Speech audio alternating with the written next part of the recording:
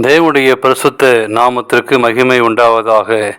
இந்த காலை வேளை உங்கள் அனைவரையும் ஆண்டவராகிய இயேசு கிறிஸ்துவின் இன்ப நாமத்தில் அன்போடு வாழ்த்தி வரவேற்கிறேன்.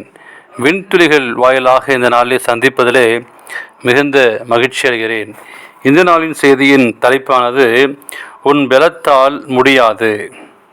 லூக்கா 22:32 நான் வாசிக்கிறோம். நானோ உன் விசுவாசம் உடைந்து போகாதபடி உனக்காக வேண்டிக் கொண்டேன். தேவனுக்கு பிரியமான அன்பான விசுவாச பிள்ளைகளே, இந்த காலவேளை ஒரு அருமையான ஒரு சத்தியத்தை உங்களோடு சொல்ல நான் பகிர்ந்து கொள்கிறேன். ஒரு சிறுவன் ஒரு பெரிய கல்லை புரட்டி தூக்க முயற்சி செய்து கொண்டிருந்தான். அவன் எவ்வளவோ முயன்றும் அவனால் முடியவில்லை. அவ்வேளையில் அவனுடைய தகப்பனார் அங்கு வந்து, மகனே, உனக்கு என்ன பிரச்சனை என்று கேட்டார்.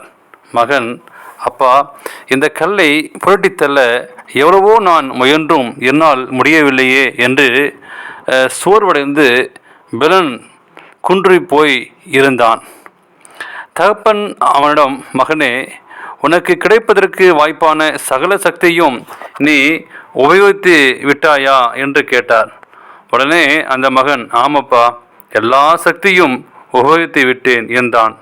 தகப்பன் அவனை பார்த்து, இல்லை மகனே, நீ உன்னிடமுள்ள உன் சக்தியை மட்டும் உபயோகித்திருக்கிறாய். என்னிடம் ஒரு வார்த்தை கேட்டால் என் சக்தி முழுவதும் உனக்கு கிடைத்திருக்குமே.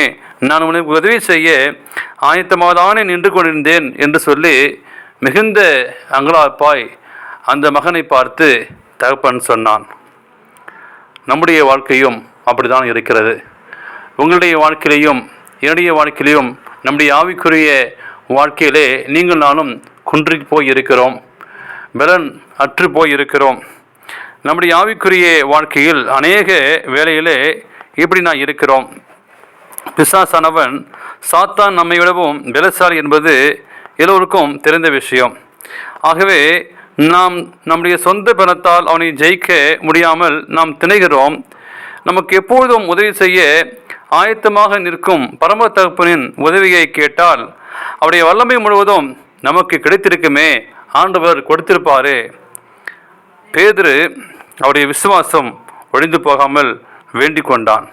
நமது இரட்சகர் நமக்காகவும் கருத்துள்ளவராக இருக்கிறார்.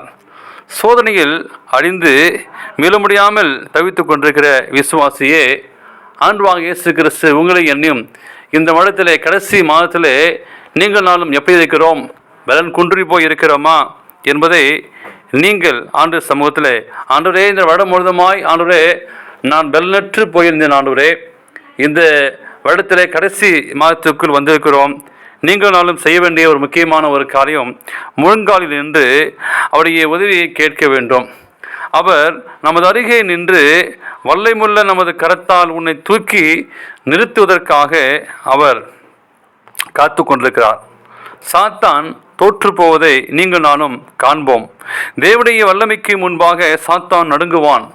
எனவே தேவனுக்கு பிரியமான பிள்ளைகளே, அவனை ஏற்கனவே கிறிஸ்து சிலுவையை வென்று விட்டார். அவன் தோற்று போனவன்.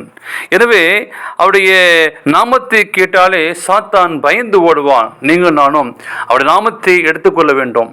ஆண்டவரே, 2024 முழுமாய் கிடைக்காத ஒரு புதிய பலனை ஆண்டவர் வரக்கூடிய புது ஆண்டிற்காக நீங்கள் பெற்றுக்கொள்ள வேண்டும். அதற்கு இப்பொழுதே காத்து ஜெபித்திருந்து தேவ பலனை பெற்றுக்கொள்ள வேண்டும். அப்படியேப்பட்ட ஆசீர்வாதத்தை தேவன் உங்களுக்கு தருவாராக.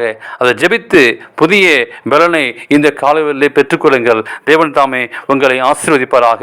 ஆமேன்.